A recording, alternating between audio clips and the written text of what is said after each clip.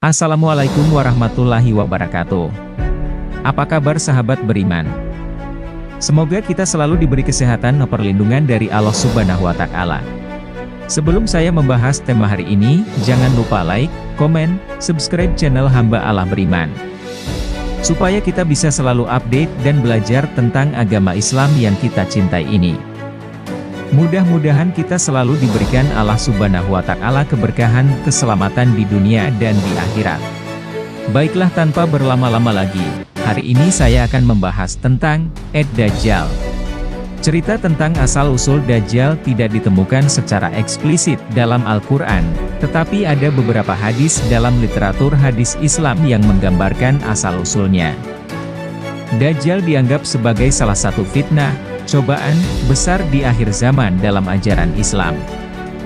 Berikut ini adalah cerita yang ditemukan dalam hadis tentang asal-usul Dajjal. Menurut hadis yang diriwayatkan oleh Imam Muslim, Dajjal disebutkan memiliki akar keturunan Yahudi. Dia akan muncul menjelang hari kiamat sebagai tokoh yang menyesatkan dengan kemampuan ajaib dan tipu daya yang luar biasa. Dajjal digambarkan sebagai sosok yang akan menyesatkan banyak orang dengan kekuasaan dan keajaibannya. Asal-usul Dajjal ini berkaitan dengan munculnya Al-Masih Ad-Dajjal, yang merupakan salah satu tanda besar akan datangnya hari kiamat dalam ajaran Islam. Dajjal dipercayai sebagai sosok yang penuh tipu daya dan kemampuan gaib yang dapat mempengaruhi manusia untuk menyimpang dari ajaran agama. Dia akan memperoleh pengikut dengan janji-janji palsu dan kemampuan-kemampuan yang tidak masuk akal.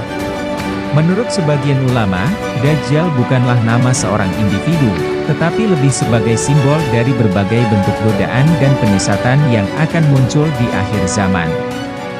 Namun, interpretasi ini bersifat lebih metaforis dan tidak secara harfiah mengacu pada satu individu. Sebagai tambahan, dalam tradisi Islam, Nabi Isa, Yesus, dipercaya akan turun kembali ke dunia untuk mengalahkan Dajjal dan membawa keadilan sejati menjelang akhir zaman. Harapannya, penjelasan ini memberikan gambaran tentang asal-usul Dajjal dalam konteks kepercayaan Islam. Namun, penting untuk diingat bahwa cerita ini merupakan bagian dari tradisi keagamaan dan keyakinan, dan mungkin memiliki variasi dalam interpretasi di antara berbagai ulama dan komunitas Muslim. Ada beberapa hadis yang meriwayatkan tentang Dajjal dalam literatur hadis Islam. Satu dari Abu Hurairah, bahwa Nabi Muhammad SAW bersabda, "Dajjal akan muncul di tanah kalian. Aku adalah orang pertama yang akan dihadapkan oleh Dajjal. Tetapi tidak ada nabi yang sebelumku yang berbicara tentangnya." Sahih Muslim. 2. Dari Ubadah bin Syamitra, ia berkata, Nabi Muhammad SAW keluar ke arah kami dan berkata, "Apa yang membuat kalian merasa aman dari Dajjal?" Mereka menjawab, "Allah dan Rasul-Nya lebih mengetahui." Beliau bersabda, "Sebenarnya, Dajjal adalah buta di satu mata, sedangkan Tuhan kalian bukanlah buta di satu mata. Dajjal akan membawa dengan dia surga dan neraka, tetapi apa yang disebut sebagai neraka adalah surga dan apa yang disebut sebagai surga adalah neraka. Barang siapa yang mendapatkan ujian tersebut, maka dia harus memilih apa yang disebut sebagai neraka."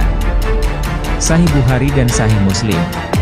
3. Dari Anas bin Malik ia berkata, Rasulullah SAW bersabda, "Tidak ada yang lebih dihadapi olehku dan kaum-kaum ini dari Dajjal. Aku tidak takut dia akan mengaku sebagai Tuhan, tetapi aku takut dia akan mengaku sebagai Allah, sedangkan kamu tidak akan tahu apa yang Tuhanmu rancang untukmu." Sahih Muslim.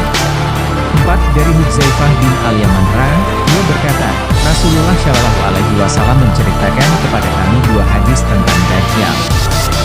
Salah satunya seperti yang telah diterangkan kepada kalian, sedangkan yang satunya lagi adalah Dajjal itu buasir dan matanya terbelakang.